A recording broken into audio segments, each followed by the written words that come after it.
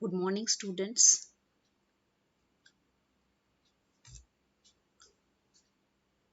So, we already have enough knowledge about object-oriented design in previous three units, and today we are going to see about the basics of coupling and cohesion in object-oriented design. So, why we have to go for coupling and cohesion? So, actually, in object-oriented design, the characteristics of good design that highly demands uh, the cohesion and coupling. That means the cohesion should be high and coupling should be low.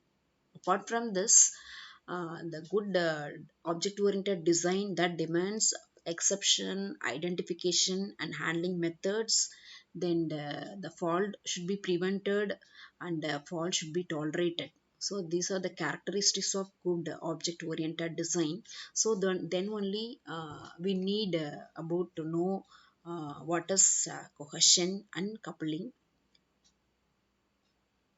So first we are going to see about what is coupling. So coupling means the degree of dependence among component. Here I mean that the component means, for example, different modules. Suppose if you are doing a project, it may be high level project or low level project. The project may have different modules. Suppose if the we can say the modules are components. Suppose if the modules have highly dependent on another module. That means if we make any changes in one module, that make big effect on the another module. Suppose if the modules are independent, we may have any changes to the module at any time. So this is one example. So the degree of dependence among the components is actually called coupling. So here we can see,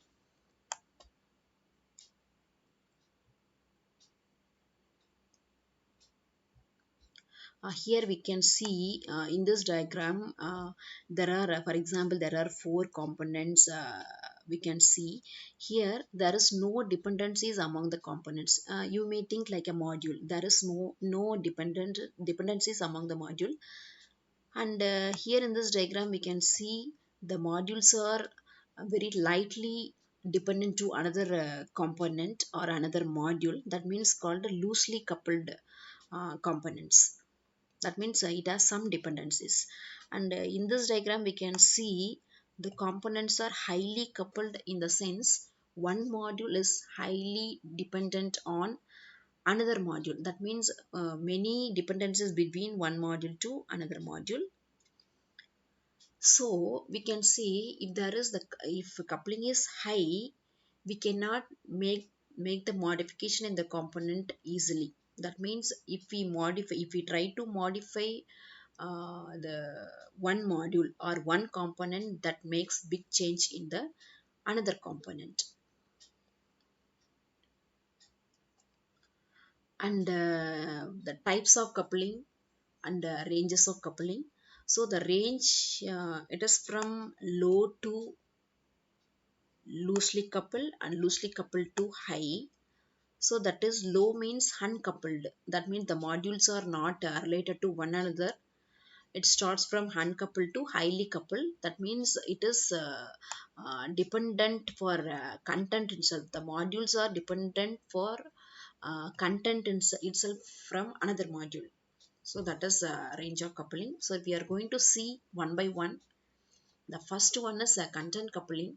That means one component that refer the content of another component. For example, a component that directly modifies the data of another component, or one component or one module that have access to the local data of another component, or it may be the one component that is jumping to the routine of another component and make the changes. So this is content coupling. That is high form of coupling. And example of content coupling is, suppose if there is a routine that looking for the customer data, actually it has to jump into the customer data and fetch the data.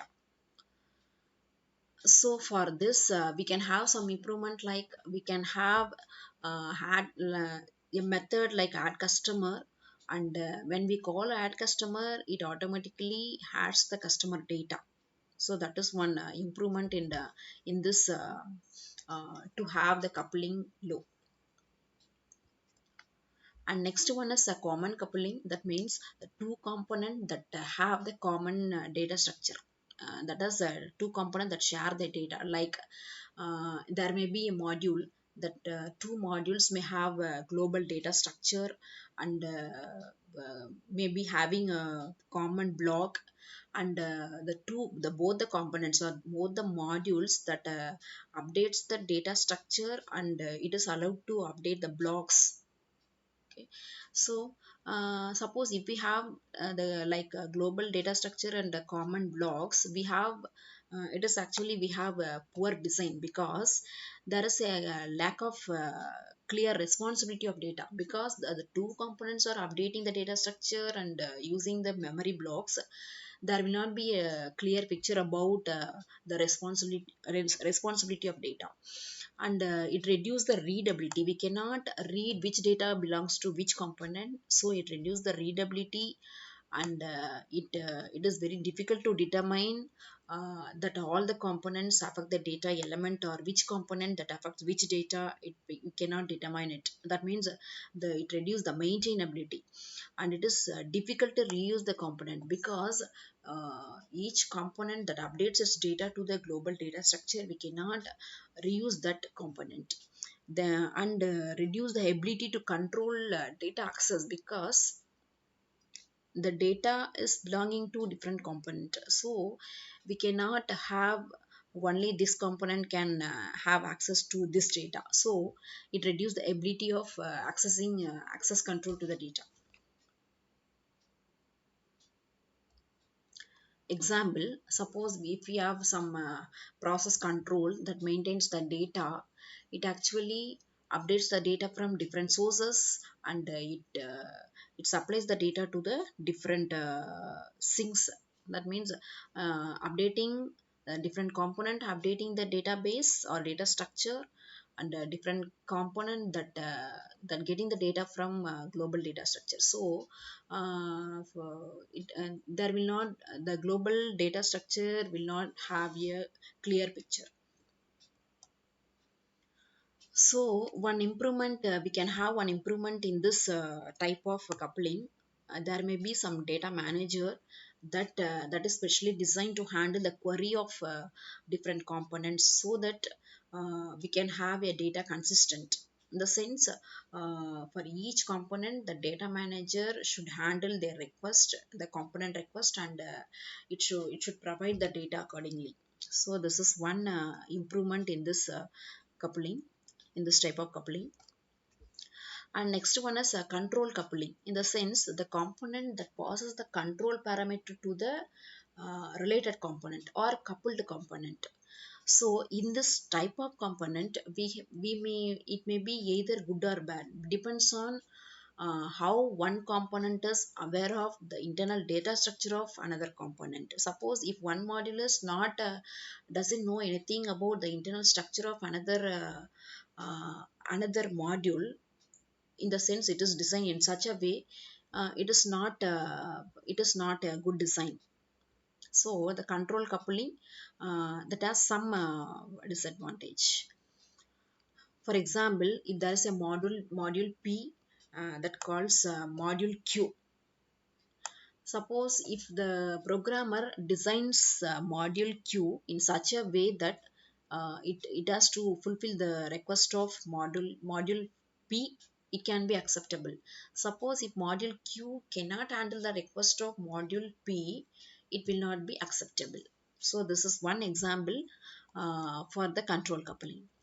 Then stamp coupling, in the sense, suppose if there is a two component, and one component may not have full access to the another component. Component one may not have access to the another component.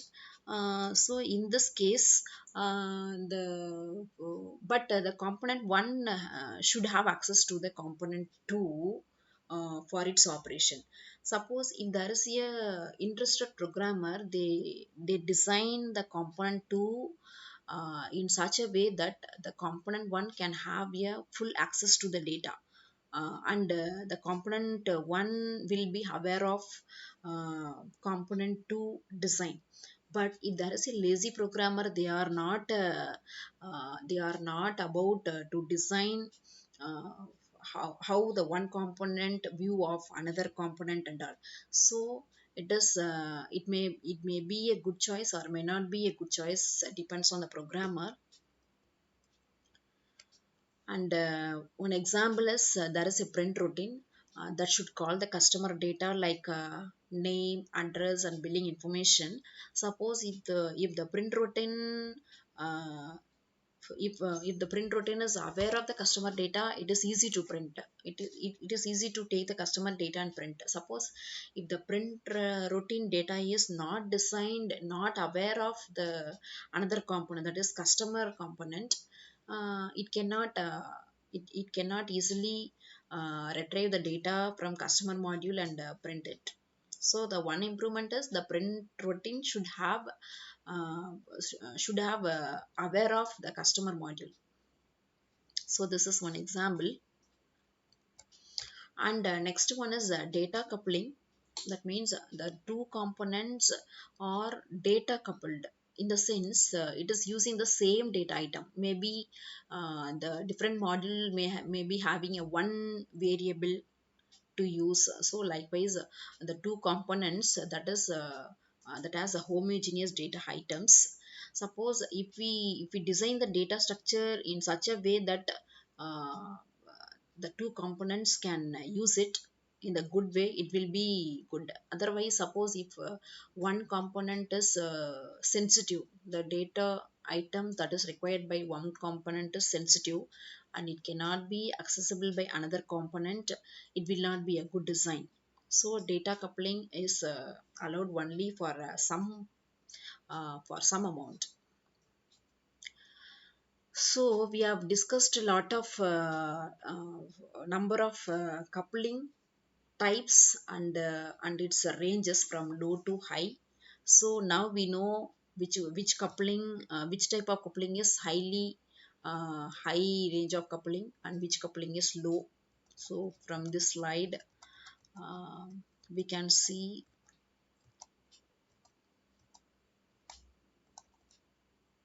so which one is highly coupled, and which coupling type means uncoupled, that is low coupling. So the key idea to design the good object-oriented programming is to have a low coupling, in the sense the component, that means the module should be independent.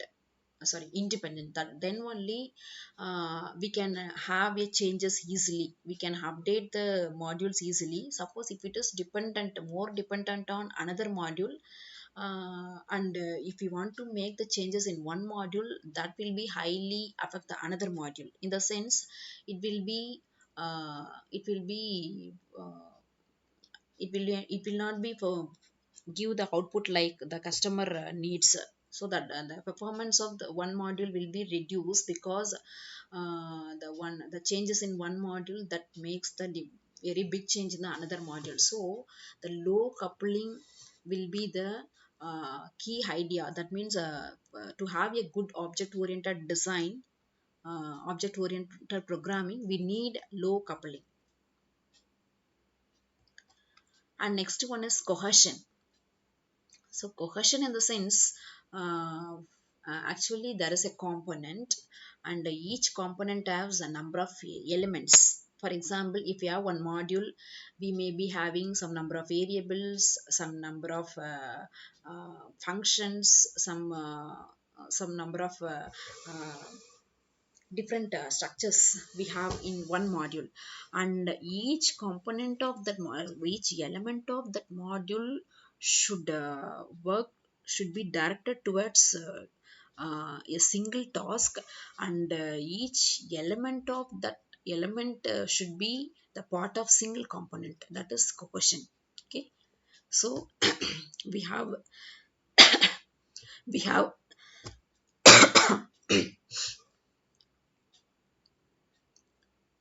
we have a number of elements of the component, and that works towards the single task, and elements are directed towards that task are contained in the single component, that is called cohesion. So we can see the number of cohesion and the range of the cohesions. So that is starting from low to high, that start with coincidental to the functional. So first one is coincidental cohesion, in the sense the components are related only by their location. That means the elements that is needed to achieve some functionality are scattered throughout the system. In the sense, the location of the different components should be aware to the particular module. So that is coincidental cohesion. For example, if we want to print the next line, or if we want to convert the fourth argument to the third argument, or suppose if we want to change the data type of fourth argument to the some other data type like integer to float, like this, that means that is related to location of the code. Okay, so if it is if the functions are related to the location, if the components are related to location of code, we can say it is coincidental cohesion. And next one is logical cohesion, in the sense the components are related only by the logic, that is not by the functionality. For example, if we have the logic, that means reading the input from the tape drive or disk or network. Suppose if we want to read the data from tape drive, the function is different. Suppose if we want to read the data from network, the function is another thing. And if we want to read the data from disk, the procedure is different, but the logic is reading the input. Okay, it may be any functionality, but the logic is we want to read the input.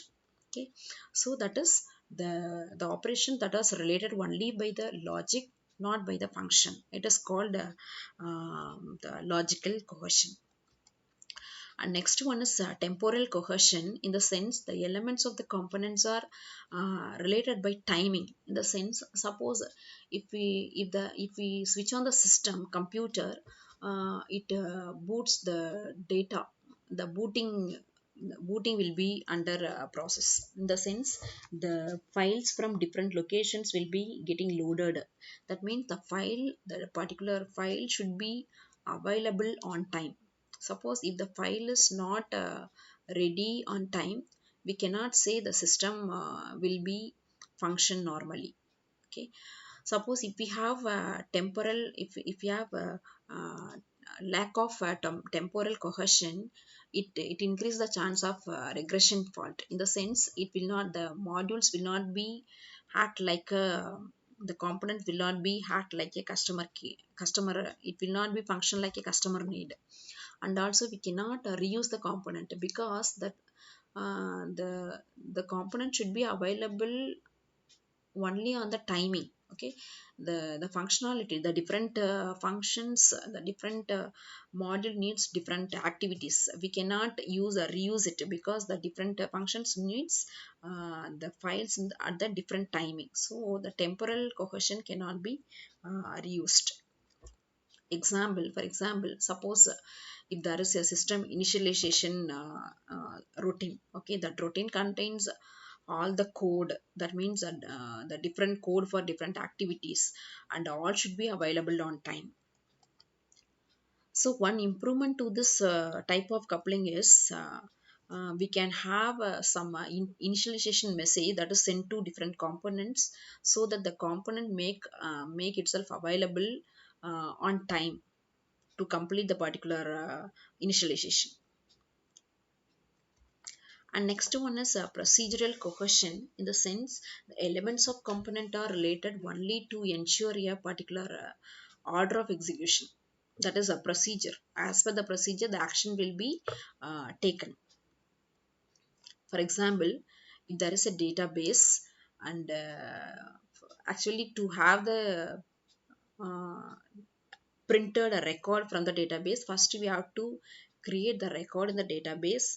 And suppose if there is any updation, that should be updated and it should be maintained in the database, and it should be then only it can be printed. So we should have some procedure, okay, before printing the record. It should be available in the database. So the sequential, the procedural cohesion should have some procedure to complete the operation.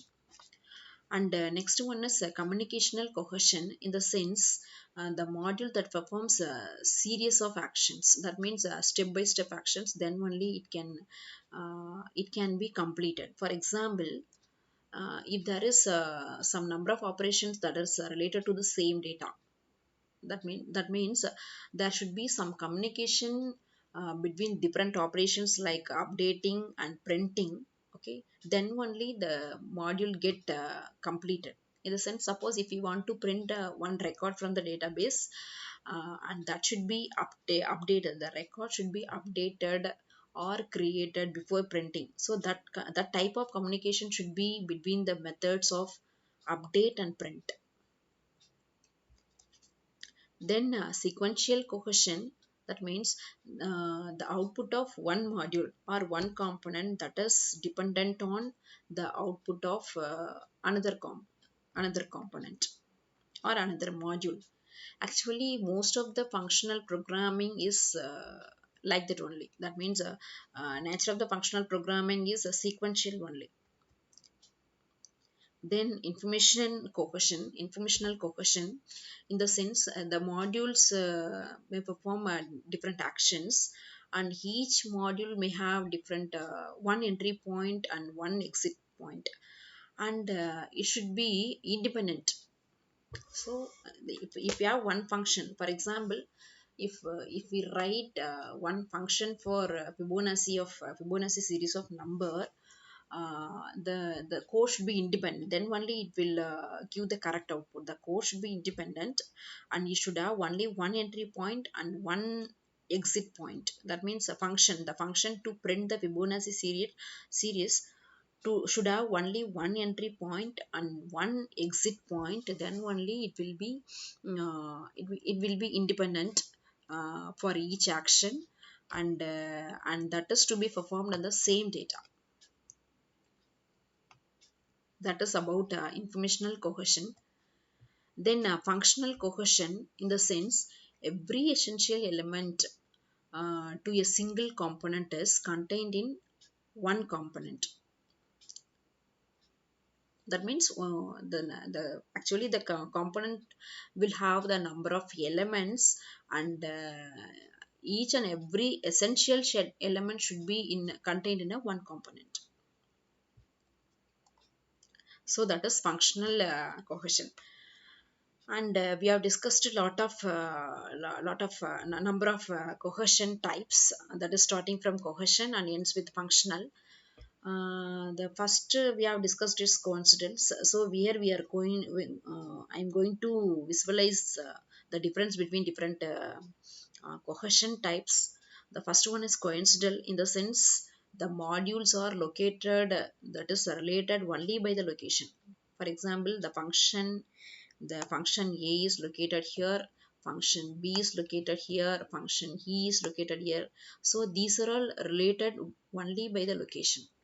And second one, that is logical cohesion, in the sense the different component that is related by the logic. The function A, that is logically related to function A dash, and function A dash is logically related to function A double dash, like that. The logical cohesion is logically related. And third one is temporal cohesion. It is all about timing. So here you can see that in time t naught, one file that is needed by the system, it should be available. In time t naught plus x, the second component should be second file or component should be available. And third one, the in time t naught plus 2x, the third file or component should be available. Then procedural cohesion in the sense the function, that means the activities of different functions that is executed in the procedural way. That means the function A should be completed, then only the function B can start.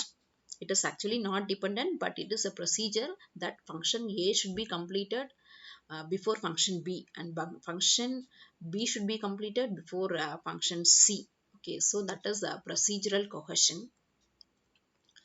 And the communicational cohesion in the sense there is a database, and the data records in the database may have different functions like function A, B, C, and these three functions should have communicated, then only it can function correctly to achieve what the actually what the user required.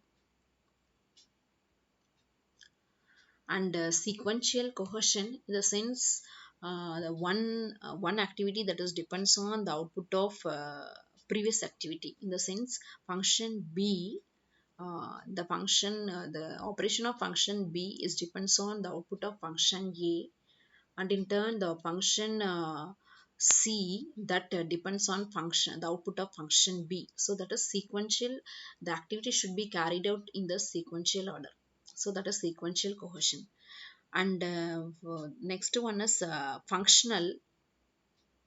So functional in the sense the component, the essential component of the element should be yes, essential elements should be present in the only one component. That means if there is a module, and the essential to achieve some activity, the essential uh, elements that is needed by that activity should be within one component. So that is called functional cohesion. Okay, so we have discussed the number of cohesions. Okay, now we can say whether the cohesion is highly required or not, right? So from this presentation we clearly know that a good object oriented design that highly demands low coupling, in the sense the module should not be related much with another module, then only we can make the changes independently to the module, and still we have the another module that is left undisturbed. So that is low coupling. Okay, so good object oriented design that highly demands low coupling. And another thing is about cohesion. So a good object oriented design that needs high cohesion, in the sense the functions, each and every component that works towards to achieve the single task.